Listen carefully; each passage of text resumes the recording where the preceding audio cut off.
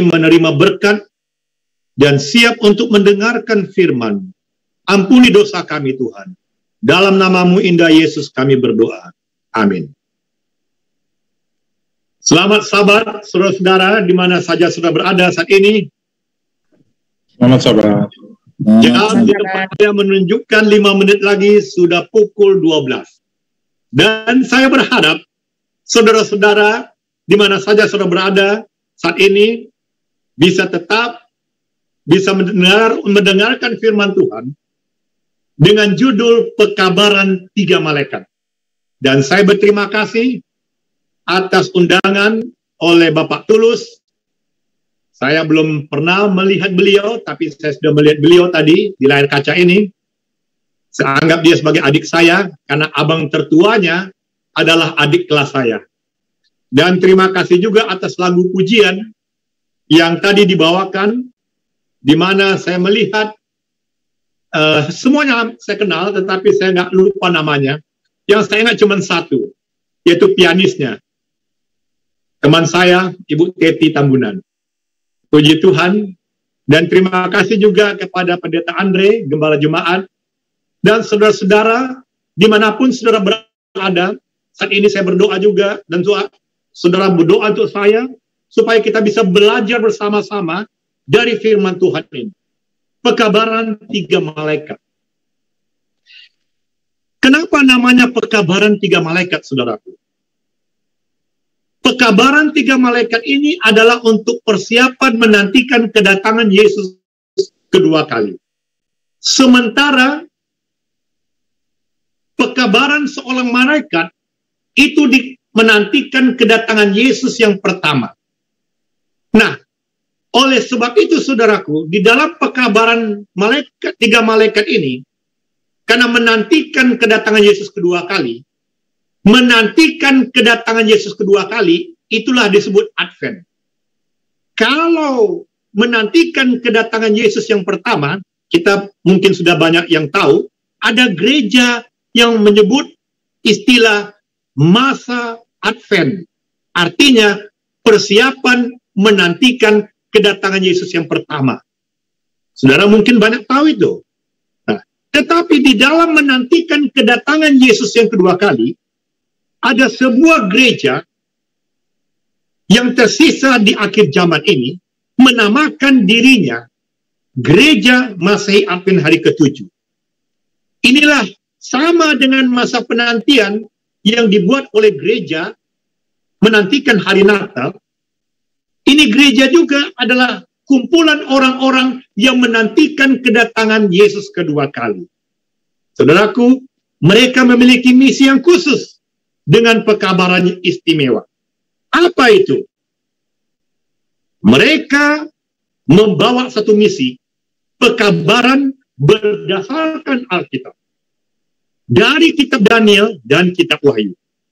Nah, ayat-ayat kunci bagi orang-orang yang menantikan kedatangan Yesus kedua kali ini, atau lebih dipersingkat namanya umat Advent, di dalam buku Daniel pasal 8 ayat 14, kenapa disebut ayat kunci? Karena mereka menantikan kedatangan Yesus kedua kali, yang disebut pemulihan dari tempat kudus di surga.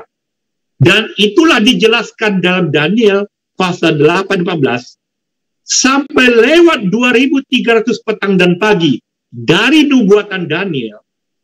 Di dalam Daniel pasal 8:14 ini disebutkan tempat kudus itu dipulihkan dalam keadaan yang wajar. Ayat kunci yang kedua adalah Wahyu 14. Kenapa? Ada 3 bahagian dalam buku Wahyu 14 ini yang menuliskan bagaimana kemenangan umat Tuhan mengikuti anak domba. Dan mereka sebagai pengikut yang ditebusnya berada di Bukit Sion. Bahagian kedua dari Wahyu 14 ini adalah tentang isi pekabaran 3 malaikat tersebut. Dan terakhir adalah masa tuaian di bumi. Saudaraku yang kekasih, Daniel 8:14 ini merupakan landasan dan tiang utama tentang iman menantikan kedatangan Yesus yang kedua kali. Dan pekabaran 3 malaikat dalam Wahyu 14 adalah tema yang paling penting adalah mengenai pekabaran malaikat yang ketiga. Kenapa? Karena pekabaran malaikat yang ketiga mencakup pekabaran malaikat pertama dan kedua. Sehingga semua orang harus memahami kebenaran dari pekabaran malaikat ketiga ini karena mengandung satu pesan-pesan yang sangat penting untuk keselamatan. Oleh sebab apa, saudaraku? Dari keseluruhan isi Alkitab ini, Injil yang kekal ini, pekabaran malaikat yang ketiga itu menceritakan tentang kebenaran dari isi Alkitab. Dan itulah pekabaran malaikat ketiga dari 3 malaikat itu. Dan keseluruhan Injil yang tercakup dalam pekabaran malaikat ketiga itu adalah berisi tentang kebenaran yang mesti disajikan menjelang kedatangan Yesus. Dan fokusnya tentang Yesus. Jadi pekabaran itu, saudaraku, menentukan kematian atau kehidupan setiap orang. Makanya pekabaran malaikat ketiga ini adalah pekabaran yang terus terang, yang sangat keras bagi setiap orang, tetapi sebenarnya bukan hanya keras, itu adalah untuk terbuka berdasarkan Alkitab.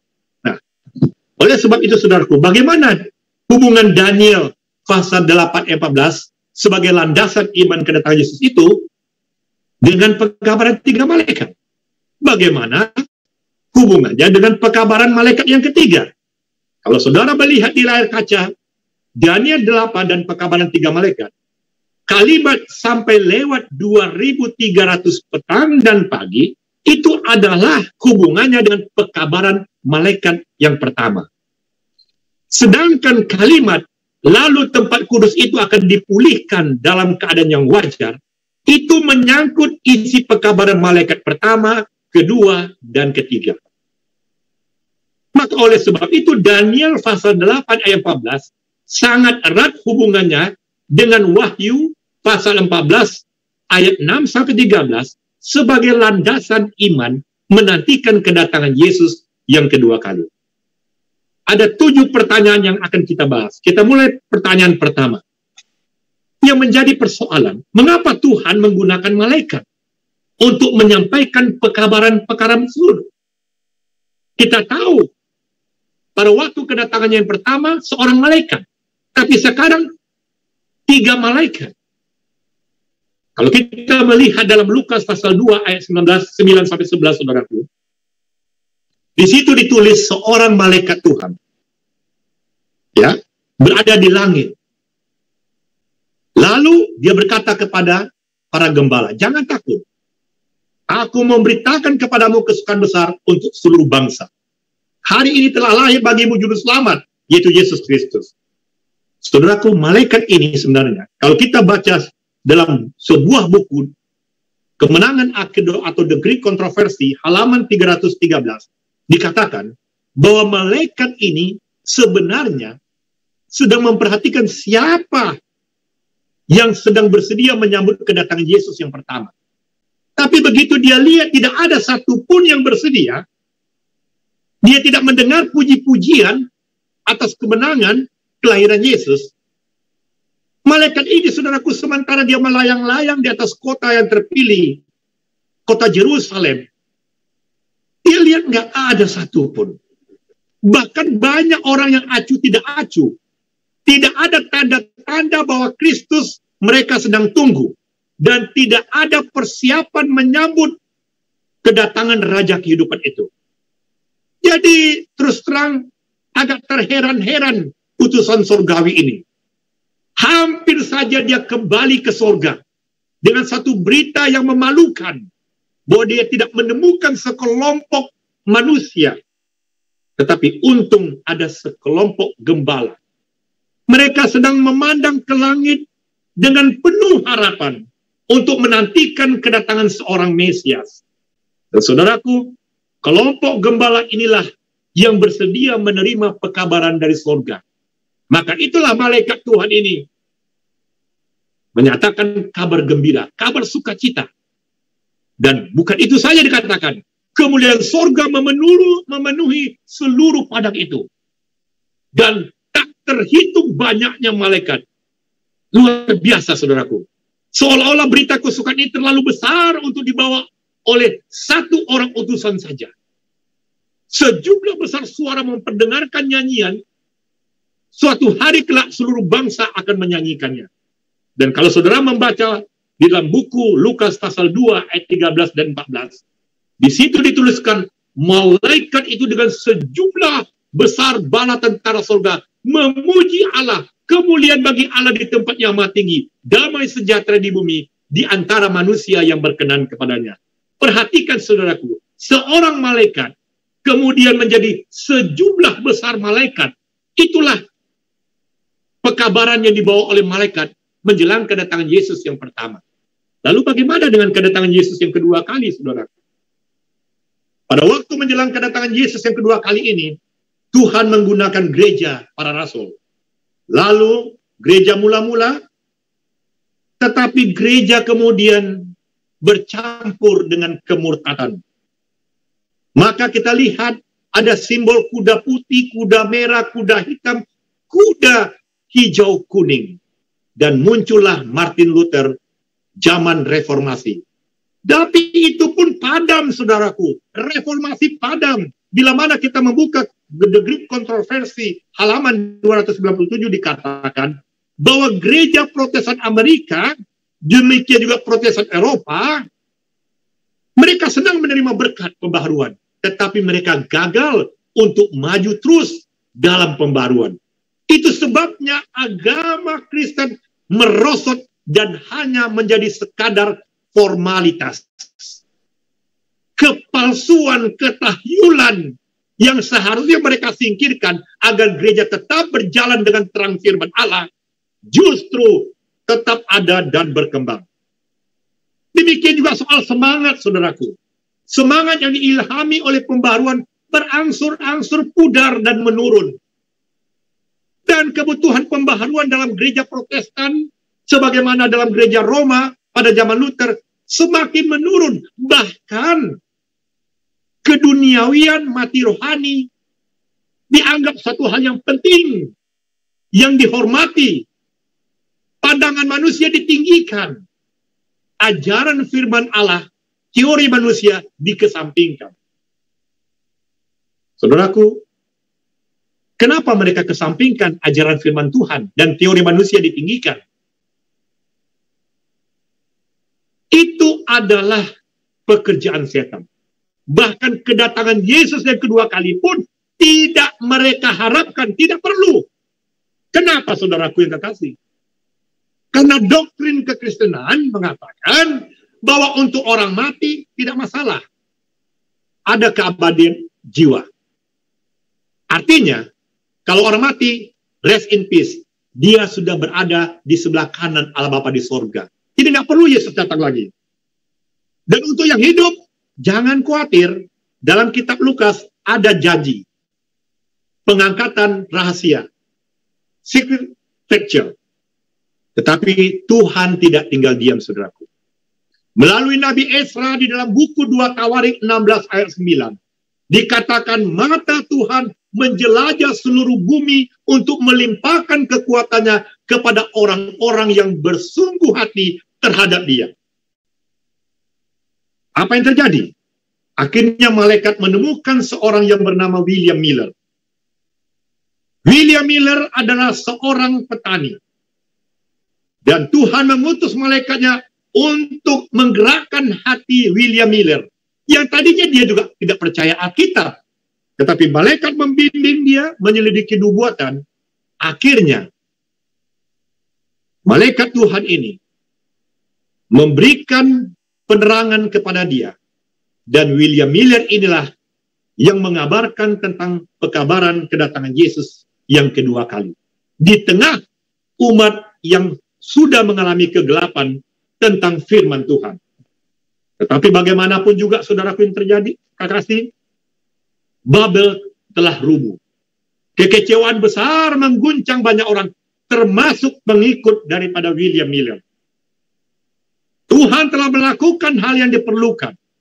Makanya dia mengutus malaikatnya yang setia untuk memberitakan kabar gembira. Apa yang dilakukan oleh Tuhan setelah William Miller? Dikatakan dalam Wahyu pasal 7 ayat 1 dan 4 dan Wahyu 14 ayat 1 dan 13.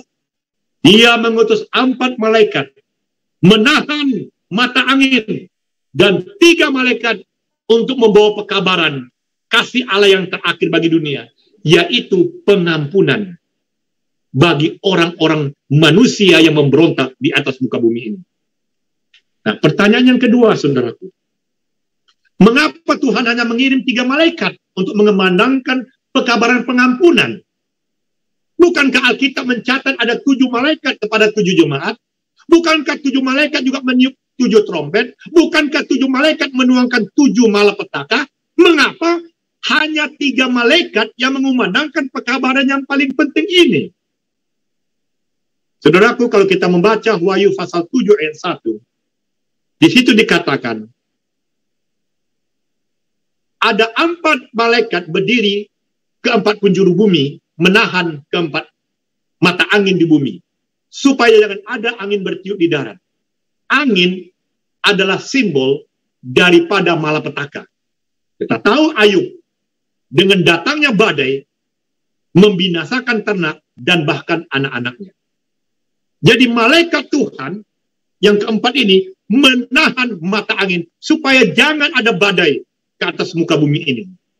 Sementara 3 malaikat membawa pekabaran kasih Allah atau pekabaran pengampunan. Jadi di sini kita melihat ada 7 malaikat yang bersatu. 4 menahan mata angin, 3 membawa pekabaran 3 malaikat, tetap 7 malaikat yang ikut terlibat di dalam membawa pekabaran kedatangan Yesus yang kedua kali. Jadi polanya saudara lihat, 4 malaikat dengan 3 malaikat. Sedangkan kedatangan Yesus yang pertama di Bethlehem, 1 malaikat dengan sejumlah malaikat. Kita perhatikan dalam Wahyu pasal 7 ayat 2 dan 3. Di situ dikatakan, dan aku melihat seorang malaikat lain. Jadi dari 7 malaikat ini, ada lagi malaikat lain. Muncul dari tempat matahari terbit. Apa yang dilakukan? Ia membawa materai Allah yang hidup. Dan ia berseru dengan suara nyaring untuk jangan merusakkan bumi dan laut sebelum pohon-pohon itu, sebelum hamba-hamba Tuhan itu dimateraikan. Saudaraku, kalau kita melihat ini sedang terjadi hari ini. Kenapa? Bila mana sudah dimateraikan mereka, ada berjumlah 144.000, itulah lambang dari 12 suku anak-anak Yakub. Dan bila mana sudah selesai mereka dimateraikan, apa yang terjadi? Di dalam Wahyu 14 ayat 1 dikatakan, mereka itu akan berdiri di Bukit Sion bersama anak domba. Jumlah bilangan mereka 144.000. Dan di dahi mereka tertulis namanya dan nama bapaknya. Saudaraku yang kekasih, di dalam Alkitab ini dikatakan, hendaknya kita masuk ke dalam kelompok 144.000 itu. Bagaimana caranya? Di dalam buku Education halaman 271, alia pertama dikatakan, semua orang yang terlibat dalam pelayanan merupakan tangan Allah yang menolong. Mereka adalah teman sekerja para malaikat. Bahkan mereka adalah agen-agen manusia melalui siapa malaikat-malaikat menyelesaikan misi mereka. Jadi saudara perhatikan, malaikat berbicara melalui suara saudara dan saya yang mau bekerja sama dengan malaikat-malaikat itu, yaitu 3 malaikat tersebut. Nah, bagaimana kinerja kelompok dari saudara dan saya yang merupakan kelompok 144.000 orang? Bagaimana kriteria yang sebenarnya? Baik, kita lanjutkan dulu. Pertanyaan ketiga. Apa pekabaran 3 malaikat? Kita mesti jelas dulu apa itu pekabaran 3 malaikat. Apakah ini pekabaran yang lama atau pekabaran yang baru? Saudaraku yang kekasih dalam Yesus Kristus, sesungguhnya pekabaran ini bukan hal yang baru. Sudah ada, mulai dari kitab Kejadian sampai kitab Wahyu. Namun, pekabaran ini menjadi kebenaran saat ini dalam sejarah umat manusia yang hidup di zaman akhir. Kenapa, saudaraku? Apa yang menjadi pekabaran malaikat pertama itu? Dan kepada siapa pekabaran tersebut ditujukan? Saudaraku yang kekasih, kalau kita membuka Wahyu pasal 14 ayat yang ke-6, di situ dikatakan, seorang malaikat lain terbang di tengah langit dan kepadanya ada Injil yang kekal untuk diberitakan. Kepada siapa? Kepada mereka orang-orang yang diam di atas bumi dan kepada semua bangsa, suku, bahasa, dan kaum. Jadi pekabaran malaikat yang pertama ini adalah untuk semua orang tanpa terkecuali, termasuk saudara dan saya yang ikut berbakti pada hari Sabat siang ini. Mengapa pekabaran tersebut relevan dengan waktu kita saat ini, saudara? Bila mana kita membuka ayat yang ke-7 dikatakan, takutlah akan Allah, muliakanlah Dia. Kenapa? Karena telah tiba saat penghakimannya. Sembahlah Dia yang telah menjadikan langit dan bumi dan laut dan semua mata air. Perhatikan, saudaraku yang kekasih. Telah tiba saat penghakimannya. The hour of His judgment is coming. Ini berbeda dengan the day of His judgment. Hour of His judgment adalah telah tiba masa penghakimannya. The day of His judgment adalah hari pendamaian. Kalau kita perhatikan dengan sungguh-sungguh kalimat ini, masa penghakiman ini terjadi saat Kristus memasuki tahap terakhir dari pelayanannya sebagai imam besar kita. Ada dua cara, metode dengan dua cara Yesus lakukan. Pertama, dia mati di Golgota. Setelah itu dia naik ke sorga, dia menjadi imam besar. Itulah prinsip dua kali yang dipakai oleh Yesus untuk menyelamatkan setiap manusia yang berdosa. Dan pada waktu hari pendamaian adalah gambaran ketika Kristus telah selesai mendamaikan hubungan antara Allah dan manusia, dan Kristus menjadi Raja kekal atas dunia ini, dia duduk sebagai Raja kemuliaan. Pada masa penghakiman selesai, itulah tanda penutupan pintu kasihan. Artinya, pada waktu masa penghakiman selesai, masuk ke hari pendamaian. Hari pendamaian selesai, disitulah masa kesusahan terjadi. Dan disitulah klimaks kedatangan Yesus yang kedua kali, hingga masuk malapetaka yang ke-7. Dan itulah hukuman terakhir bagi orang jahat, yaitu mereka akan masuk ke dalam lautan api, bagian pertama. Sebab lautan api ini ada dua bagian, dua kali. Dan saudaraku yang kekasih di mana saja saudara berada saat ini, masa penghakiman bagi saudara dan saya yang telah percaya Yesus melalui janji di firman-Nya, itu adalah kabar baik. Kenapa? Karena isinya mengumumkan waktu bagi Allah untuk segera mendirikan kerajaannya. Masa penghakiman mengumumkan bahwa kedatangan kerajaan kasih karunia akan segera berakhir. Dan kerajaan kemuliaan akan segera tiba. Karena saudaraku, prinsip dua kali. Setelah Yesus naik ke sorga, pemberitaan Injil ini dikabarkan melalui pekabaran kasih anugerah. Fokusnya salib Golgota. Tetapi masa penghakiman itu adalah fokusnya bait suci. Menantikan kerajaan kemuliaan. Jadi, pekabaran kasih anugerah dan pekabaran Injil yang kekal saling bergandengan. Dan kalau kita perhatikan, pekabaran malaikat pertama ini dikatakan, sembahlah Dia yang telah menjadikan langit dan bumi dan laut dan semua mata air. Saudaraku, ini tidak lain, bukan membawa pikiran kita kepada hari penciptaan. Dan ini tidak lain, tidak bukan adalah mengumandangkan perlunya setiap orang untuk memelihara hari Sabat. Ini adalah panggilan supaya kita memelihara hari Sabat, hari yang ke-7, menjelang kedatangan Yesus yang kedua kali. Sembahlah Dia pada hari yang ke-7, karena Dia telah menjadikan langit dan bumi dan laut dan semua mata air. Itulah yang ditulis dalam buku Kejadian 2 ayat 2 dan 3. Dan pekabaran ini menyerukan bahwa umat Tuhan harus meninggalkan penyembahan berhala dan kembali menyembah Tuhan dengan benar sesuai dengan hukumnya, terutama hukum keempat. Makanya peringatan memelihara hari Sabat adalah pemeliharaan secara fisik yang dapat terlihat antara umat Allah dengan Allah sebagai penciptanya. Saudaraku yang kekasih, di akhir daripada pekabaran malaikat pertama ditulis, dan semua mata air. Apa maksudnya? Mata air ini bukan merupakan bahagian dari perintah keempat memelihara hukum hari Sabat. Bukan.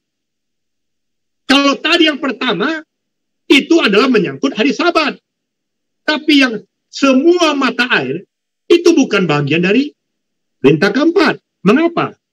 Kalau kita melihat, kata mata air ini muncul pertama kali dalam kitab Kejadian, sebelum air bah. Dalam buku Kejadian 7 ayat 11 dikatakan, bila mana setelah Nuh masuk ke dalam bahtera, apa yang terjadi? Terbelahlah segala mata air sumber samudra raya, terbuka dari tingkap-tingkap di langit. Saudaraku yang kekasih, peristiwa yang terjadi pada zaman air bah di zaman Nuh ini, inilah yang dikatakan oleh Yesus dalam Matius pasal 24 ayat 37. Sebagaimana halnya pada zaman Nuh, demikian pula halnya pada kedatangan anak manusia. Jadi kata mata air ini merujuk kepada kedatangan Yesus yang kedua kali. Jadi pekabaran malaikat pertama ini ada dua hal isinya. Pertama mengenai untuk hari Sabat, yang kedua tentang kedatangan Yesus yang sudah tidak lama lagi. Maka oleh sebab itu, saudaraku yang kekasih dalam Yesus Kristus, periode waktu pekabaran malaikat pertama itu sesungguhnya dimulai efektifnya tahun 1844 sampai munculnya mata air atau pintu kasih yang tertutup atau masa kesusahan atau hari Tuhan. Memang pekabaran malaikat pertama ini sudah dimulai tahun 1830 dan 1840, tetapi efektifnya dimulai tahun 1844. Nah, pertanyaan yang kelima. Dua pertanyaan sebelum berakhir khotbah saya siang hari ini. Apa isi pekabaran malaikat yang kedua, saudara? Kalau kita sudah tahu pekabaran malaikat pertama. Di dalam Wahyu 14 ayat 8 dikatakan, malaikat kedua muncul. Apa isi pekabarannya? Sudah rubuh Babel, kota besar itu, yang telah memabukkan segala bangsa dengan anggur hawa nafsu cabulnya. Apa maksudnya sudah rubuh? Kalau kita melihat dalam Wahyu 18 ayat 2 dikatakan, kerubuhan Babel itu disebabkan di dalam Babel itu telah menjadi tempat kediaman roh jahat, telah menjadi tempat bersembunyi semua roh najis, dan menjadi tempat bersembunyi segala burung yang najis dan yang dibenci oleh Yesus. Makanya dikatakan sudah rubuh, dan makanya Tuhan Yesus mengutus malaikat untuk mengabarkan pekabaran pengampunan kasih Allah yang terakhir bagi dunia ini. Lalu apa yang terjadi di ayat yang keempat tentang Babel ini yang sudah rubuh? Pergilah kamu keluar, hai umatku. Ternyata di dalam Babel ini ada banyak umat Tuhan. Makanya pekabaran malaikat yang kedua ini, pergi kamu keluar. Supaya kamu jangan mengambil apa dikatakan bagian dalam dosa-dosa mereka. Yang kedua, supaya kamu jangan turut ditimpa malapetakannya. Ingat kata malaikat tersebut di ayat yang ke-6. Dosa mereka itu telah bertimbun-timbun sampai ke langit. Dan Allah telah mengingatkan segala kejahatannya. Pembalasan kepada mereka, Tuhan akan balaskan 2 kali lipat menurut pekerjaannya. Luar biasa, saudaraku. Hukumannya 2 kali lipat. Campuran murka Allah itu juga 2 kali lipat di dalam cawan murka Allah tersebut. Maka tidak heran periode waktu pekabaran malaikat kedua ini, saudaraku, bisa kita lihat sejak tahun 1844 sampai tertutup pintu kasihan, atau sampai hari pendamaian, pembersihan bait suci surgawi selesai dilakukan oleh Yesus. Saudaraku yang kekasih, sebagaimana Musa dikatakan, buatlah bait suci, kemah suci, sesuai dengan patron petunjuk yang Tuhan berikan, itu adalah gambaran tentang pekerjaan Yesus hari ini di surga sebagai imam besar. Alkitab yang mengatakan. Nah, saudaraku yang kekasih, pertanyaan yang keenam. Apa yang menjadi pekabaran malaikat yang ketiga? Kalau kita membaca di dalam Wahyu pasal 14 ayat 9 dan ke-10, dikatakan, seorang malaikat lain, malaikat ketiga, menyusul dan berkata, jikalau seorang menyembah binatang dan patungnya itu, dan menerima tanda pada dahinya atau pada tangannya. Apa maksudnya? Pekabaran malaikat yang ketiga ini, kita dianjurkan jangan menyembah binatang, jangan menyembah patungnya, jangan menerima tandanya. Saudaraku yang kekasih, ada 3 hal yang dibenci oleh Yesus, yaitu ajaran Nikolaus, yaitu bersifat kompromi. Saudara bisa baca di rumah saudara dalam buku Kisah pasal 6 ayat 5 dan Wahyu 2 ayat 6 sampai 15. Nikolaus adalah salah seorang diakon, 7 diakon pada waktu gereja mula-mula. Yang kedua yang sangat dibenci oleh Yesus dan sama bobotnya dengan menyembah patung, binatang dan memiliki tandanya adalah ajaran Bileam, materialisme. Dalam buku Wahyu pasal 2 ayat 14 atau buku Yudas ayat yang ke-11 atau dalam 2 Petrus 2 ayat 15 dan 16. Di situ dijelaskan, jangan kita menjadi orang matrek, materialisme. Hati-hati. Itu sama dengannya kita menyembah patung dan tanda binatang itu. Kita hidup di atas dunia ini, cukuplah kasih anugerah Kristus. Artinya, jangan mengilahkan kekayaan. Jangan cinta uang. Boleh memiliki uang banyak, tapi jangan cinta. Tapi cinta Tuhan. Yang ketiga, saudaraku, adalah ajaran Bileam. Ajaran Isabel. Ajaran Isabel, saudaraku, adalah spiritisme modern. Ada banyak orang tersesat, saudaraku. Akhir-akhir ini banyak orang ingin tahu apa yang terjadi. Mereka pergi ke tukang peramal. Mereka pergi ke dukun. Saudaraku, hindari itu semua. Jangan percaya dukun. Jangan mengikuti ajaran spiritisme modern. Terlebih, kalau orang sudah mati, seakan-akan arwahnya masih hidup. Seakan-akan dia masih berbicara kepada saudara dan saya. Ingat, itu ajaran spiritisme. Kalau kita percaya itu, saudaraku, kita sudah sama dengan mengikuti tanda binatang tersebut. Dan apa yang terjadi, saudaraku? Kalau saudara melakukan itu, hukuman disediakan 2 kali lipat ganda. Tapi apakah Tuhan menciptakan neraka, hukuman bagi saudara dan saya? Kalau kita membaca Matius pasal 25 ayat 41, saudaraku, neraka itu disediakan untuk iblis dan malaikat-malaikatnya. Tidak ada Tuhan menyediakan neraka buat manusia yang berdosa. Tidak ada satupun orang tua menyediakan kerangkeng dalam rumahnya untuk anaknya yang bersalah. Apalagi Tuhan di surga. Itu untuk iblis dan malaikat-malaikatnya. Perkataan Yesus ini jelas dalam Matius 25 ayat 41. Tetapi kalau melanggar perintah Yesus, maka hukumannya 2 kali lipat disediakan. Sebagaimana ditulis dalam Wahyu pasal 18 ayat 6. Apa hukuman itu? Dikatakan dalam Wahyu 14 ayat 11. Asap api. Dikatakan, maka ia minum dari, ayat 10. Maka ia minum dari anggur murka Allah. Saudaraku, apa maksudnya? Disediakan tanpa campuran. Tanpa campuran ini artinya tanpa belas kasihan.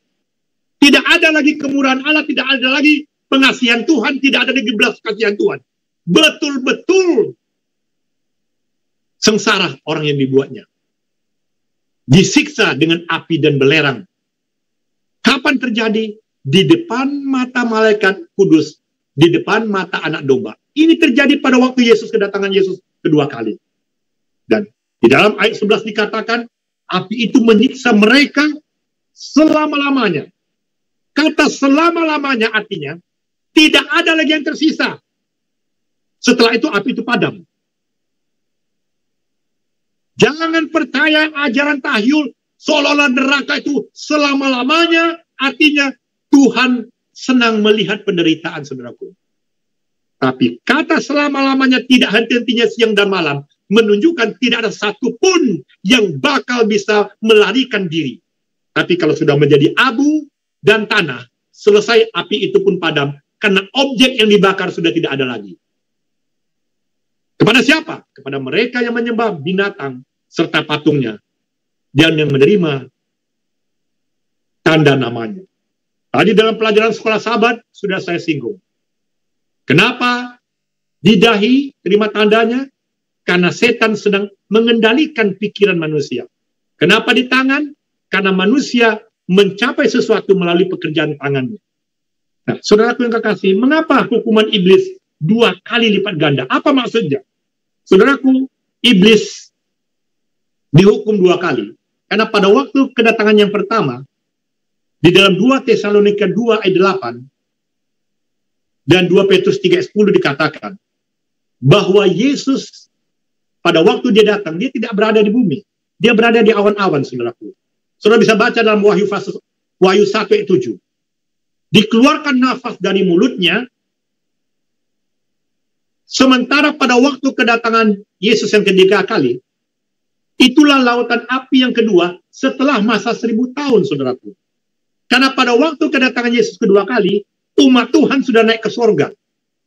Duduk bersama dengan Yesus memerintah dalam Wahyu pasal 20 ayat 4. Dan setelah selesai, maka kemudian dia turun dan sebelum dia turun, dia menciptakan langit baru, bumi yang baru. Nah, coba kita lihat 2 Tesalonika 2 ayat 8 dan 2 Petrus 3 ayat 10. Inilah gambaran yang akan terjadi pada waktu Yesus datang kedua kali. Boleh tolong bacakan? 2 Tesalonika 2 ayat 8, pada waktu itulah si penderhaka baru akan menyatakan dirinya, tetapi Tuhan Yesus akan membunuhnya dengan nafas mulutnya dan akan memusnahkannya kalau ia datang kembali. 2 Petrus 3 ayat 10. Tetapi hari Tuhan akan tiba seperti pencuri. Pada hari itu langit akan lenyap dengan gemuruh yang dahsyat, dan unsur-unsur dunia akan hangus dalam nyala api, dan bumi dan segala yang ada dalamnya di atasnya akan hilang lenyap.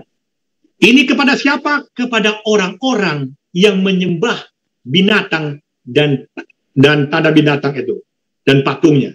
Artinya, saudaraku, kenapa tidak bisa mereka melarikan diri?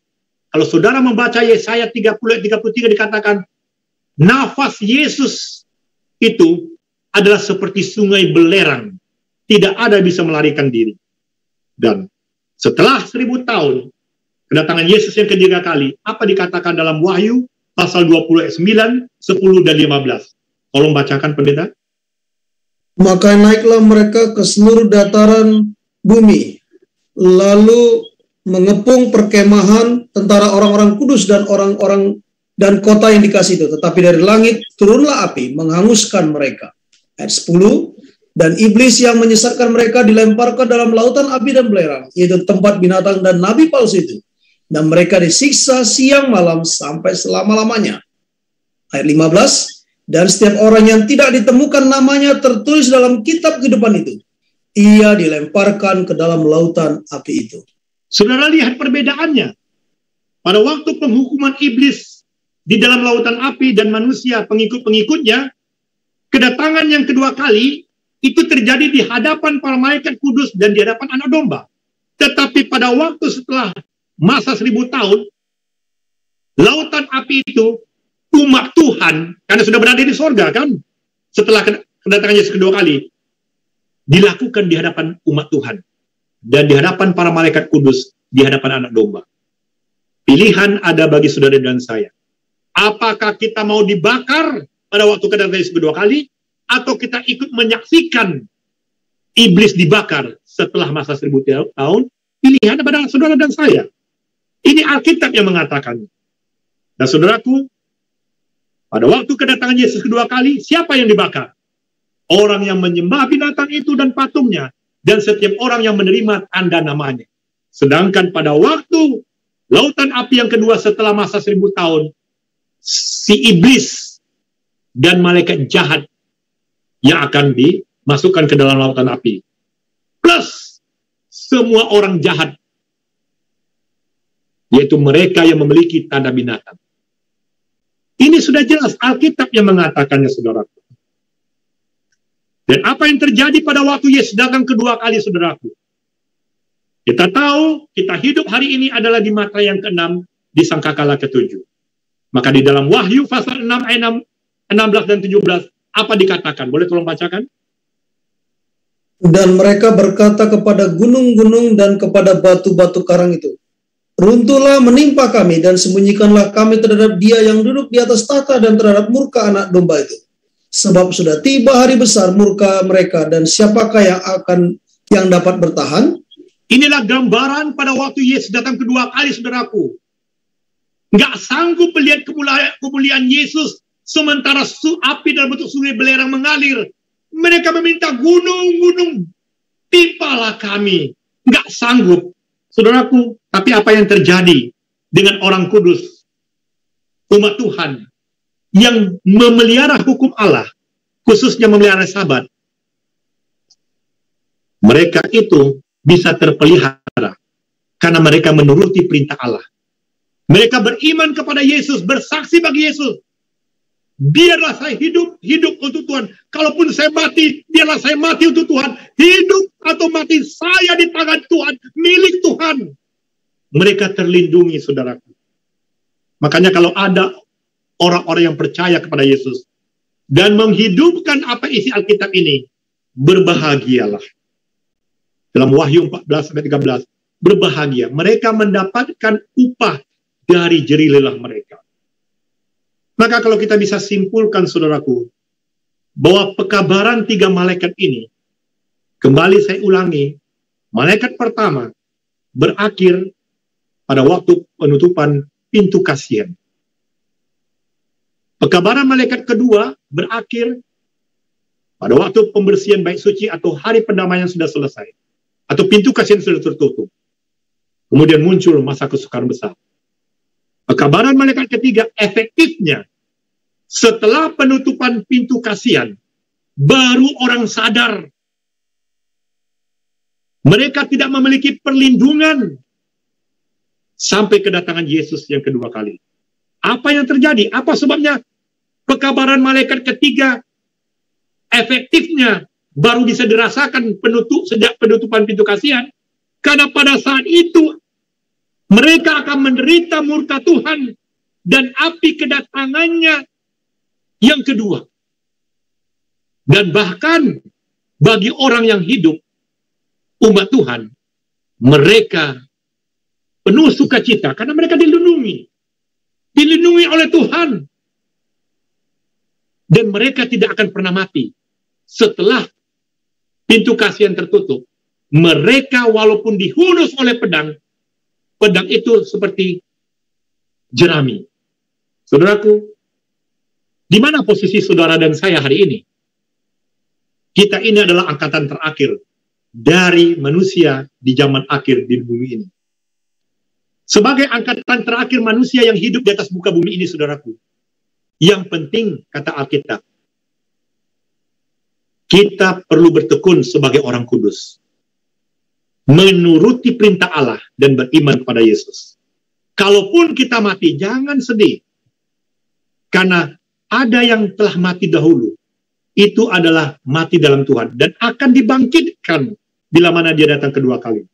Dan bagi saudara dan saya, yang telah mendengarkan firman Tuhan pada siang hari ini, ingatlah, bila mana Yesus datang kedua kali, kalaupun kita mati hari ini, atau ada orang yang kita kasih mati hari ini, ada janjinya. Di dalam buku The Great Controversy dikatakan, kuburan-kuburan akan terbuka. Dan banyak dari antara orang yang telah tidur di dalam debu dan tanah akan bangun. Seperti malaikat. Dan mereka mendapatkan hidup yang kekal. Dan semua yang telah mati di dalam iman kepada pekabaran yang ketiga, malaikat yang ketiga, mereka akan keluar dari kuburan dan dimuliakan. Mereka akan mendengarkan perjanjian damai Allah karena mereka telah memelihara hukumnya. Saudaraku yang kekasih, sebagai angkatan terakhir dari manusia yang hidup di hari-hari terakhir dunia ini, siapa sebenarnya saudara dan saya ini? Atau siapa mereka ini? Mereka adalah orang-orang yang masih hidup selama masa kesusahan, ketika murka Tuhan dicurahkan ke atas muka bumi ini. Termasuk mereka yang sudah mati, tapi mereka akan dibangkitkan secara khusus, kebangkitan istimewa. Kapan? Setelah tulah ke-6 berakhir, menjelang masuk ke tulah ke-7, mereka dibangkitkan tepat sebelum kedatangan Yesus yang kedua kali. Dan itulah kelompok 144.000 orang, yaitu orang kudus yang hidup pada masa kesusahan besar, dan orang kudus yang telah mati sejak tahun 1844. Jadi saudaraku yang kekasih, siapa kelompok 144.000 orang itu? Adalah orang yang hidup sejak tahun 1844. Yang bertahan hidup hingga kedatangan Yesus yang kedua kali. Dan orang kudus sejak pekabaran 3 malaikat yang telah mati akan mengalami kebangkitan istimewa. Setelah tulah ke-6 berakhir masuk ke tulah ke-7. Tetapi bagi orang kudus yang mati sebelum tahun 84, sebelum mereka menerima pekabaran 3 malaikat tahun 1844, mereka akan dibangkitkan setelah berakhirnya 7 malapetaka dalam Wahyu pasal 16. Jadi saudara makin bisa mendapat gambaran yang pasti tentang janji Alkitab ini. Maka oleh sebab itu, saudaraku, dibutuhkan ketekunan bagi orang-orang yang telah menerima firman Tuhan berdasarkan Alkitab. Mengapa saudara perlu? Karena saudara orang kudus, orang yang diasingkan. Kita perlu menunjukkan, kita perlu melatih ketekunan di dalam menantikan kedatangan Yesus yang tidak lama lagi. Kita masih ingat pekabaran Daniel pasal 8 dengan pekabaran 3 malaikat. Sesungguhnya inilah masa penghakiman itu sedang berlangsung. Inilah masanya di mana pekabaran 3 malaikat sedang dikumandangkan. Inilah masanya di mana kita hidup di zaman akhir atau di hari-hari terakhir dunia ini. Di dalam slide yang berikutnya saudaraku bisa lihat bahwa sesungguhnya kedatangan Tuhan sudah tidak lama lagi. Kita hidup di zaman akhir. Setelah zaman akhir ini maksudnya adalah bila mana pintu kasihan tertutup, barulah muncul 7 malapetaka. Dan 7 malapetaka ini waktunya sangat singkat, saudaraku. Sebab jika tidak dipersingkat, maka akan ada banyak yang binasa. Singkat, saudaraku. Tetapi saat di mana saudara dan saya hidup hari ini, disinilah kita harus berbalik dan bertobat dan sungguh-sungguh percaya akan janji Tuhan, saudaraku. Tidak lama lagi dia akan datang. Mengapa orang kudus, yaitu saudara dan saya yang diasingkan, harus menunjukkan dan melatih ketekunan, saudaraku? Dalam Ibrani 10 ayat 16 dan 18 dikatakan, Tuhan sudah membuat perjanjian yang baru. Apa perjanjian yang baru itu? Tuhan menaruh hukumnya di dalam hati saudara dan menuliskannya di dalam akal budi saudara dan saya. Gunakanlah kebebasan memilih ini, saudaraku. Hukum Tuhan ada di dalam hati kita. Kita bisa memiliki pengertian bagaimana kasih Tuhan. Tetapi kalau kebebasan memilih ini salah dipergunakan, itu akan binasa. Dan yang kedua, Tuhan tidak mengingat dosa-dosa kita dan kesalahan kita. Karena dia sebagai imam besar, dia telah memperbaiki hati nurani kita. Yang tadinya kita belum mengenal dia, sekarang kita sudah mengenal dia. Makanya jaga, pelihara hati nurani yang telah disucikan oleh keimamatan Yesus. Karena itu, saudaraku, kita tidak perlu datang ke bait suci seperti zaman Israel purbakala. Tetapi kita datang ke hadapan Yesus, di hadapan tata kasih karunia, di hadapan tata kasih karunia Allah untuk memperoleh pengampunan. Tidak perlu kita menyembelih domba, tidak perlu kita menyembelih kambing, karena Dia adalah sebagai imam besar kita, Dia sebagai juru selamat kita yang telah mati di Golgota. Mengapa kita perlu melatih ketekunan, saudaraku? Bila mana kita membuka Ibrani 10 ayat 30 dikatakan bahwa hari ini sedang persiapan pembalasan murka Allah itu kepada orang-orang jahat. Karena pembalasan adalah hak Tuhan. Jadi saudaraku yang kekasih, kalau saudara dan saya hari ini mengalami posisi sulit, difitnah, digosip, bahkan diperlakukan tidak adil, ingat, jangan membalas, saudaraku. Pembalasan milik Tuhan. Tuhan yang akan membalas itu kepada orang-orang jahat. Tetapi kalau saudara orang jahat, saya orang jahat, kita akan membalas kejahatan orang. Mata ganti mata, gigi ganti gigi. Saudaraku yang kekasih dalam Yesus Kristus, perkataan gigi ganti gigi, mata ganti mata, itu adalah hak Tuhan. Karena pembalasan itu adalah otoritas milik Tuhan. Dia yang menuntut pembalasan. Tetapi hari ini, Tuhan menyelidiki hati dan pikiran saudara dan saya. Malaikat Tuhan sedang membuka buku-buku catatan hidup saudara dan saya. Apakah kita layak dan lolos dalam ujian iman dan kesetiaan ini? Tidak membalas kejahatan kepada orang lain. Walaupun diperlakukan tidak adil, tapi saudara hanya berdoa, Tuhan tolong kami Tuhan. Saudaraku, jangan bermain-main dengan janji Tuhan. Di dalam ayat 31 dikatakan, ngeri benar kalau jatuh ke dalam tangan Allah yang hidup. Tuhan kita adalah Tuhan yang hidup.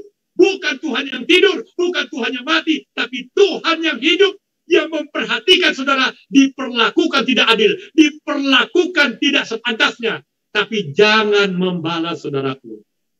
Itulah gunanya kita perlu melatih ketekunan, memiliki iman dan pengharapan. Tuhan besertaku. Hadirat Tuhan ada di sekitar saudara. Bila mana saudara diperlakukan yang tidak benar dan tidak adil oleh sesama manusia. Tapi jangan membalas. Itulah sebabnya di ayat 36 dan 37 dikatakan. Bisa tolong bacakan? Sebab kamu memerlukan ketekunan, supaya sesudah kamu melakukan kehendak Allah, kamu memperoleh apa yang dijanjikan itu. Sebab sedikit, bahkan sangat sedikit waktu lagi, kedatangan Yesus kedua kali, dan Ia akan datang, sudah akan ada, tanpa menangguhkan kedatangannya. Inilah janji yang pasti, saudaraku. Hati saudara boleh sedih. Hati saudara boleh tersayat-sayat. Perasaan saudara boleh ditekan. Karena saudara diperlakukan tidak adil. Difitnah, digosip walaupun berbuat baik, tapi balasannya jahat oleh orang yang saudara tolong. Tapi ingat ini saudaraku yang kekasih. Kita memerlukan ketekunan supaya kita bisa memperoleh janji yang dijanjikan oleh Yesus di dalam Alkitab ini. Sedikit waktu lagi, saudaraku. Satu langkah lagi, saudaraku. Walaupun kita tidak tahu kapan itu terjadi, namun yang kita tahu janji Tuhan itu nyata. Mujizat itu pasti dan nyata di dalam kehidupan saudara. Apa yang akan dihasilkan oleh ketekunan saudara dan saya? Di dalam Roma pasal 5 ayat 2 dan 3. Boleh tolong bacakan? Oleh Dia kita juga beroleh jalan masuk oleh iman kepada kasih karunia ini. Di dalam kasih karunia ini kita berdiri dan kita bermegah dalam pengharapan akan menerima kemuliaan Allah. Dan bukan hanya itu saja, kita malah bermegah juga dalam kesengsaraan kita, karena kita tahu bahwa kesengsaraan itu menimbulkan ketekunan. Saudaraku yang kekasih dari Yesus Kristus, kita akan menerima kemuliaan Allah, saudaraku. Apapun persoalan hidup saudara hari ini. Kalau kita bertekun menantikan kedatangan Yesus kedua kali dan memegang janji dan pengharapannya, kita akan menerima kemuliaan Allah.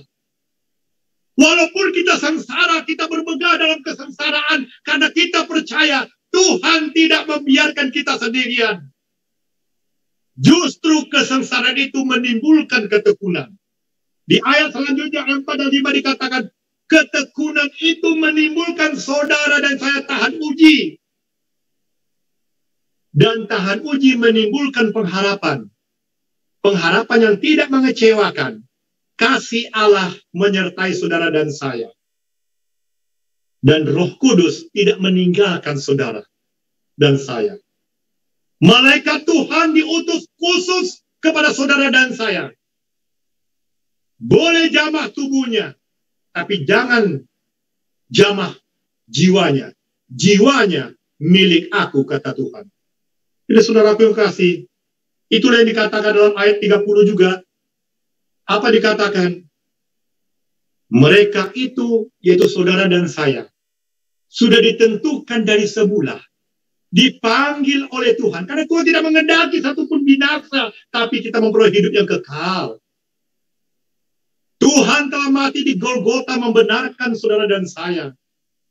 Dan sekarang dia berada di bilik Maha Kudus di sorga, menjadi imam besar kita, untuk kita juga dimuliakan oleh keimamatannya. Dia mati di Golgota untuk membenarkan kita, tetapi dia berada di sorga sebagai imam besar untuk memuliakan kita. Kita masuk ke dalam kerajaan kemuliaan. Sebab itu saudaraku, dalam Roma 5 ayat 1 dikatakan, kita yang dibenarkan karena iman, kita harus hidup dalam iman. Hidup dalam damai sejahtera Allah. Karena kita telah dipersatukan, diperdamaikan oleh Yesus Kristus. Dan bukan itu saudara. Kalaupun kita sengsara hari ini, kita harus bermegah dalam kesengsaraan kita. Karena kesengsaraan itu justru akan menimbulkan ketekunan. Di dalam ayat berikutnya, Roma 5 ayat 2 dan 3. Boleh tolong bacakan? Roma 5 ayat 2 dan 3. Oleh dia kita juga beroleh jalan masuk oleh iman kepada kasih karunia ini. Di dalam kasih karunia ini kita berdiri dan kita bermegah dalam pengharapan akan menerima kemuliaan Allah. Dan bukan hanya itu saja, kita malah bermegah juga dalam kesengsaraan kita. Karena kita tahu bahwa kesengsaraan itu menimbulkan ketekunan. Saudaraku yang kekasih dalam Yesus Kristus, kita harus memuji Tuhan, bersyukur oleh sebab problema-problema dalam kehidupan yang kita hadapi saat ini. Persoalan demi persoalan yang kita hadapi hari ini. Banyak kesengsaraan yang terjadi, apalagi pandemi yang sedang berlangsung 2 tahun yang lalu. Sampai hari ini mungkin saudara masih banyak yang belum mendapatkan pekerjaan. Itu kita harus bermegah di dalam pengharapan.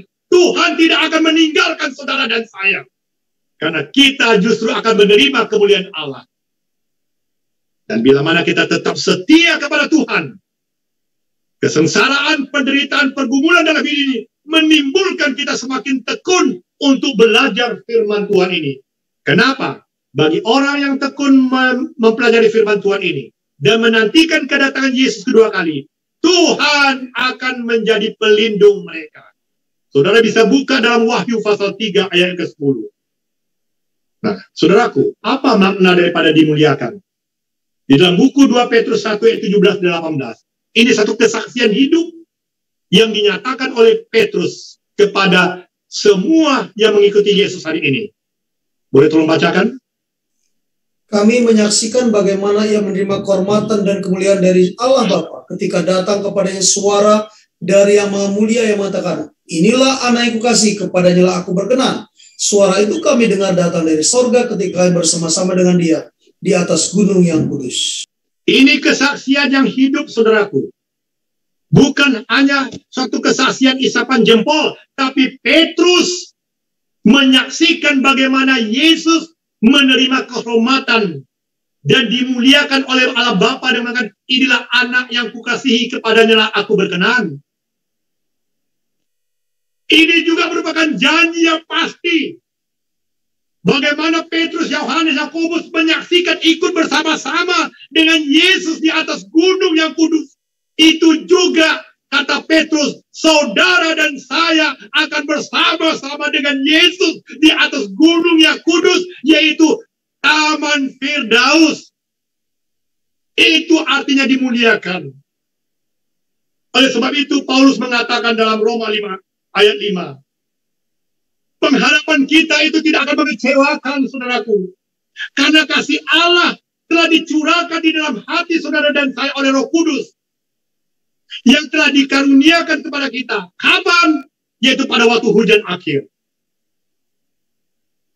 Pada waktu hujan akhir. Maka oleh sebab itu, saudaraku, dalam Kisah pasal 1 ayat 8 harus menjadi semangat kita hari ini.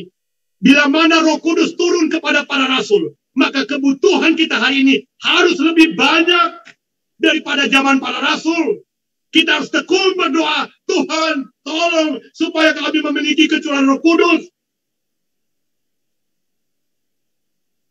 Saudaraku yang kekasih, dimuliakan pada waktu Yesus dimuliakan di atas gunung. Ia sungguh dimuliakan oleh Bapanya. Dan itu terjadi sebelum pengkhianatan Yudas Iskariot dan penyaliban Yesus Kristus. Yesus dikuatkan untuk mengalami penderitaan terakhir yang mengerikan itu, saudaraku. Oleh sebab itu, saudaraku, percayalah pada janji yang dikatakan oleh Petrus sebagai saksi hidup. Kita hanya satu hal yang kita lakukan, tetap bertekun pada pengharapan kita. Kita memohon kepada Tuhan, Tuhan layakkan saya untuk bisa menerima kecurahan Roh Kudus. Tapi kecurahan Roh Kudus, jangan lupa, dalam pekabaran yang kita bacakan tadi, dalam pekabaran malaikat pertama, seorang malaikat sedang membawa materai Allah yang hidup. Saudaraku, jangan terlewatkan dalam kehidupan saudara dan saya, tidak dimateraikan oleh materai Allah yang hidup dalam pikiran kita. Artinya, kalau saudara ingin kecurahan Roh Kudus, pikiran dan hati kita harus tertuju ke sorga. Lebih banyak waktu kita membaca firman Tuhan, lebih banyak kita berdoa, lebih banyak kita memiliki kerendahan hati daripada kesombongan, lebih banyak kita lebih menonjolkan perkara-perkara surgawi, bukan perkara duniawi. Hilangkan semua itu, saudaraku. Kenapa? Perkara duniawi tidak dibawa mati, tapi perkara surgawi hidup kekal selama-lamanya di sorga. Saudaraku, kita hampir mendekati hari terakhir pertentangan terakhir, yaitu masa kepicikan Yakub. Kita harus bertumbuh seperti Kristus. Kita harus mengambil bahagian dalam rohnya. Bila mana saat pekabaran ketiga, malaikat ketiga berkembang dengan suatu suara yang nyaring, ada satu kuasa kemuliaan besar akan hadir di dalam penutupan pekerjaan Tuhan. Umat Tuhan yang setia harus mengambil bahagian dalam kemuliaan tersebut. Saudaraku yang kekasih, kita harus mengambil bagian dalam kemuliaan tersebut. Slide berikut. Jadi saudaraku yang kekasih, kita tidak bisa tinggal diam. Kita harus mengambil bahagian untuk menghidupkan pekabaran tiga malaikat, untuk mewartakan pekabaran malaikat yang ketiga. Kita harus menyatakan terang-terangan, dosa adalah dosa. Saudaraku, hanya hujan akhirlah yang membangkitkan dan menguatkan orang-orang untuk melewati masa kesusahan besar itu. Wajah orang-orang akan bersinar dalam kemuliaan cahaya yang menyertai pekabaran malaikat yang ketiga, saudaraku. Terus terang, apabila buah itu sudah cukup masak, dalam perumpamaan Tuhan Yesus dikatakan, maka orang itu segera menyabit, sebab musim menuai sudah tiba. Artinya, Kristus sedang menunggu dengan amat rindu bagi pembuktian diri saudara dan saya yang mengaku sebagai umatnya, yang mengaku sebagai murid Yesus, yang mengaku sebagai umat Tuhan. Bila mana tabiat Kristus tidak kita tunjukkan dalam kehidupan kita sehari-hari, tidak kita pertontonkan kepada orang-orang dengan sempurna sebagai umat Tuhan, bagaimana kita bisa menerima akan kecurahan Roh Kudus hanya oleh kita memperlakukan orang lain dan kita menunjukkan tabiat Kristus, maka Ia akan datang menjemput kita karena kita adalah miliknya. Saudaraku yang kekasih, apa maksudnya matang untuk dituai? Di dalam buku Yakobus pasal 5 ayat 7 dan 8. Boleh tolong bacakan? Karena itu, saudara-saudara, bersabarlah sampai kepada kedatangan Tuhan. Sesungguhnya petani menantikan hasil yang berharga di tanahnya, dan ia sabar sampai telah turun hujan musim gugur dan hujan musim semi. Kamu juga harus bersabar dan harus meneguhkan hatimu karena kedatangan Tuhan sudah dekat. Saudaraku yang kekasih, di mana saja saudara berada saat ini, kita hidup di hari-hari terakhir dunia ini. Artinya kita sudah matang untuk dituai, di mana Roh Kudus akan dicurahkan ke atas muka bumi ini bagi saudara dan saya yang hidup sesuai dengan firman-Nya, bukan sesuai dengan tradisi manusia. Dan saudaraku, kalau tuaian sudah masak, apa yang terjadi? Dalam Wahyu 14 ayat 15. Tolong bacakan. Wahyu 14:15, maka keluarlah seorang malaikat lain dari bait suci dan ia berseru dengan suara nyaring kepada dia yang duduk di atas awan itu, ayunkanlah sabitmu itu dan tuailah, karena sudah tiba saatnya untuk menuai, sebab tuaian di bumi sudah masak. Waktu ini tinggal satu langkah lagi. Tuhan memperpanjang waktu ini sudah 26 tahun dari masa 6.000 tahun sejak tahun 1996. Itu ada maksud Tuhan. Tuaian sudah masak. Tetapi saudaraku, Tuhan menunggu kita berbalik dan bertobat. Dan upah terakhir akan diberikan kepada orang yang tekun dan setia sampai akhirnya. Makanya dikatakan, Yohanes, dia melihat anak domba berdiri di Bukit Sion bersama dengan Yesus 144.000 orang. Dan di dahi mereka tertulis namanya dan nama Bapaknya. Apakah saudara dan saya hari ini ada memiliki nama Yesus, nama Bapa di dalam pikiran kita? Apakah tabiat Kristus, kasih Bapa ada di dalam pikiran dan kehidupan kita sehari-hari? Tanyakan di dalam diri saudara dan saya. Pertanyaan yang terakhir, yang ketujuh. Lalu di mana Gunung Sion itu berada? Kalau kita membuka Yohanes pasal 14 ayat 1 dan 4, kemana Yesus pergi ke surga? Ia pergi ke rumah Bapa. Kemah suci sejati dalam buku Ibrani juga adalah surga. Bait suci surgawi, kota Allah besar, surga. Kerajaan Allah itulah surga. Nah, kemana Yesus pergi ketika ia naik ke surga? Yaitu Taman Firdaus. Rumah Bapakku, itulah surga. Taman Eden, itulah surga.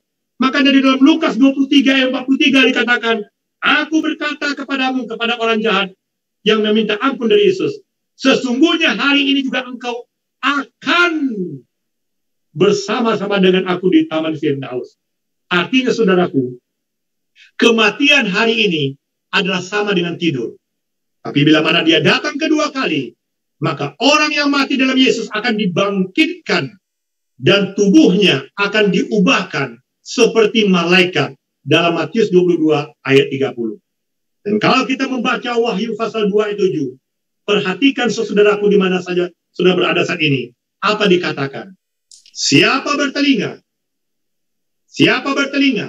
hendaklah ia mendengarkan apa yang dikatakan Roh. Maksudnya firman Tuhan ini. Barang siapa yang menang, dia akan kuberikan makan dari pohon kehidupan yang ada di Taman Firdaus Allah.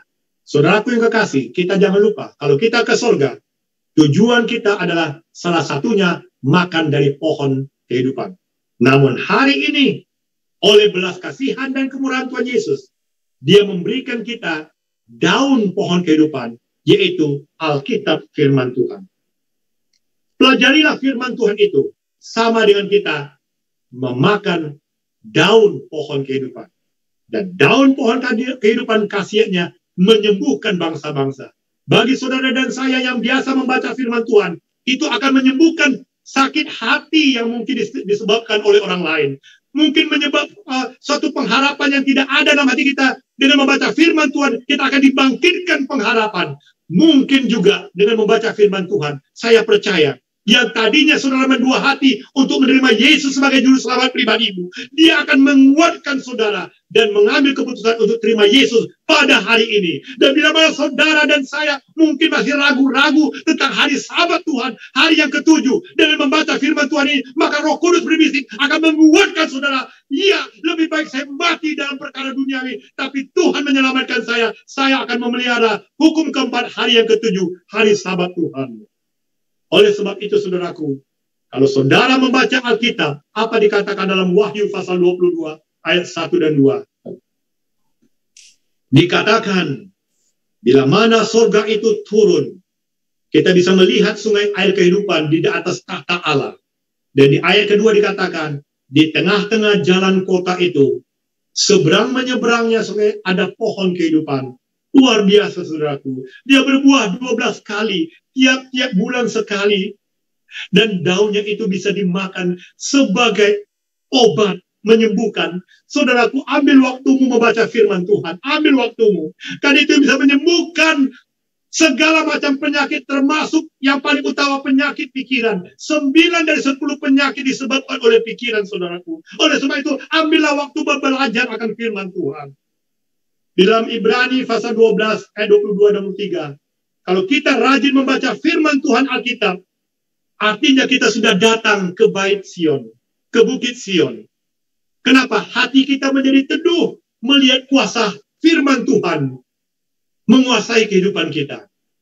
Walaupun belum kita tiba di Bukit Sion yang asli, yaitu kota Allah yang hidup di sorga, tapi kita merasakan nuansa sorga menyelimuti kehidupan saudara dan saya. Dan bukan itu saja, saudaraku. Itu bisa terjadi kalau kita adalah sebagai anak-anak sulung. Artinya nama kita terdaftar di sorga. Kita tetap setia dan tekun menantikan janji pengharapan akan kedatangannya yang kedua kali. Dan saudaraku, itulah yang disebut bahwa kita menjadi orang yang menghakimi orang-orang jahat. Kenapa? Roh-roh orang benar telah menjadi sempurna. Artinya, kita sudah ikut bersama Yesus naik ke surga bila mana dia datang yang kedua kali.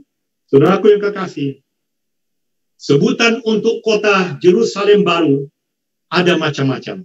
Salah satunya dalam Wahyu pasal 21 ayat 3 dikatakan, kemah Allah. Kemah Allah itu adalah merupakan surga. Maka itu bagi misi, bagi orang-orang yang menantikan kedatangan Yesus kedua kali. Apa dikatakan? Tugas utama saudara dan saya yang mengaku sebagai orang-orang yang menantikan kedatangan Yesus kedua kali adalah menjadikan orang-orang murid Yesus. Menjadikan orang-orang bukan hanya sekadar dibaptis, tetapi menjadikan murid bagi Yesus yang hidup untuk menjadi saksinya yang penuh kuasa mengabarkan kabar kasih Allah, kabar pengampunan kepada semua orang. Itulah Injil yang kekal. Itulah pekabaran 3 malaikat. Itulah yang menjadi persiapan kita untuk menantikan kedatangannya yang tidak lama lagi. Dan kita pun akan dimuliakan bila mana kita berada di dalam kerajaan kemuliaan.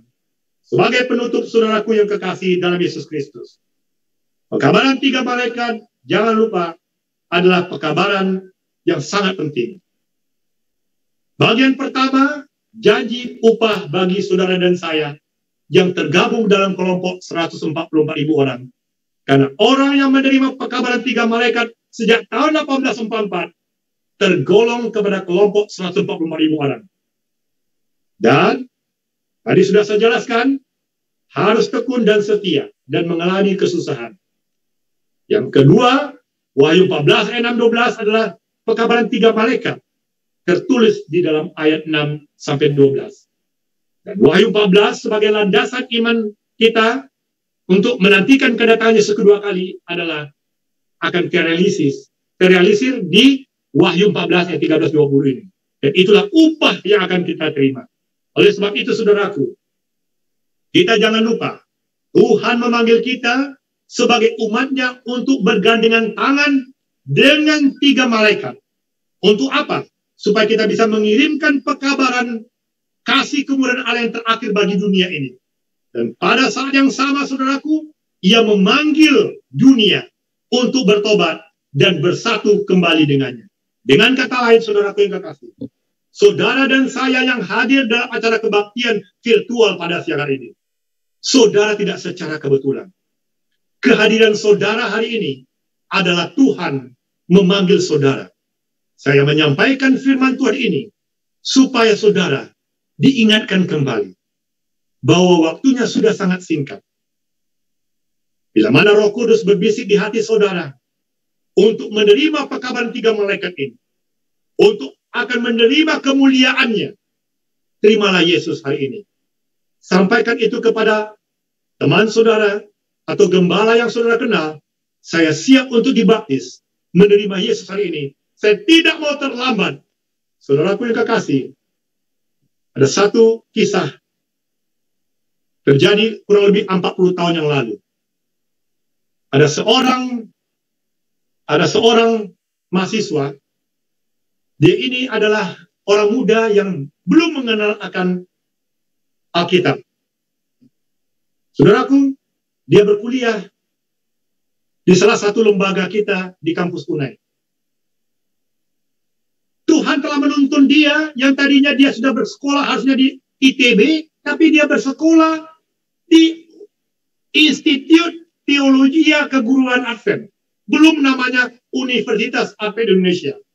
Dan apa yang terjadi, saudaraku? Semester kedua dia mau keluar. Tetapi dia ditahan, jangan keluar. Karena baginya satu hal yang aneh. Ini agama yang aneh. Mau makan berdoa, mau tidur berdoa, mau belajar berdoa, apapun berdoa. Segala sesuatu mesti berdoa. Sejak kapan lagi mau cari uang? Karena pikirannya untuk mencari uang, saudara. Salah seorang dosen mengatakan, jangan kamu keluar. Dia berikan pekerjaan menjadi wartawan di kampus tersebut. Dia menjadi wartawan dan diterbitkanlah Warta Itkah waktu itu setiap hari Jumat sore. Karena kesibukan orang muda ini yang berlatar belakang agama Buddha dan punya KTP agama Katolik, lupa dia masuk tahun kedua. Tahun kedua dia mau keluar, ditarik lagi oleh seorang dosen berkebangsaan Amerika untuk mengajar keponakannya, mengajar matematika. Kesibukan demi kesibukan, akhirnya saudaraku, sampai pada saat terakhir dia kuliah, dia masih mengeraskan hatinya. Dia memiliki nilai yang bagus di dalam subjek agama, tetapi dia tidak mau dibaptis. Karena dia melihat, buat apa dibaptis? Agama itu sama saja. Yang penting Tuhan tahu isi hati saya. Saudaraku yang kekasih, pada hari Sabat yang terakhir, sebelum dia meninggalkan kampus itu 2 bulan berikutnya, ada panggilan untuk dia supaya diikut dibaptis. Karena ini baptisan terakhir. Dia menolak. Tetapi entah kenapa di pagi hari jam 5 pagi, datang seorang pendeta muda, mengetok. Kabarnya membangunkan dia. Dia kaget. Ini pendeta buat apa? Apa urusannya datang ke kamar ini?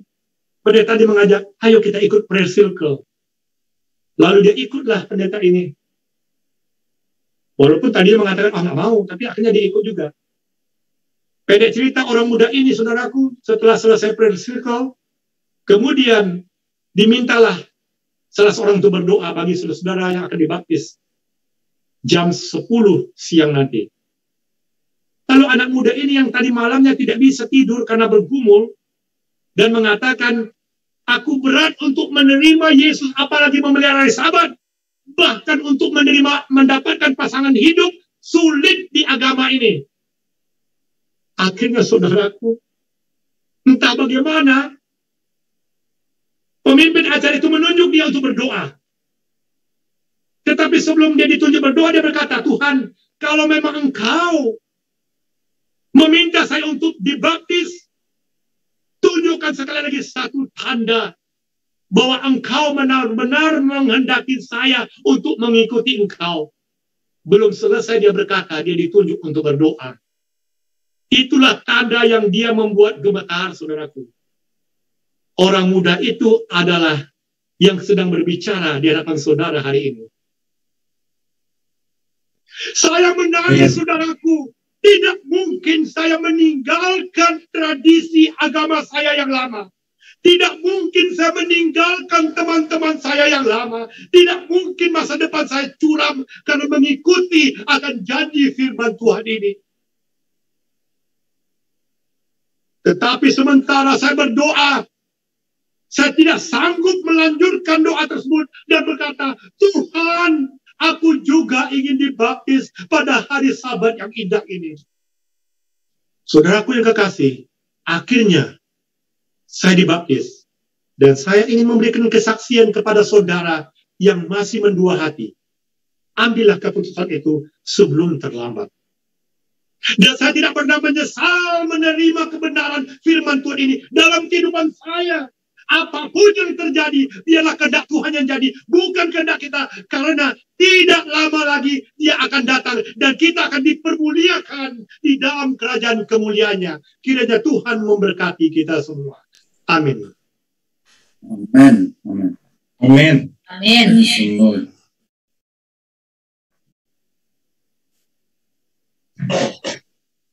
Praise the Lord. Apakah ada amin, saudara? Mari lambaikan tangan saudara.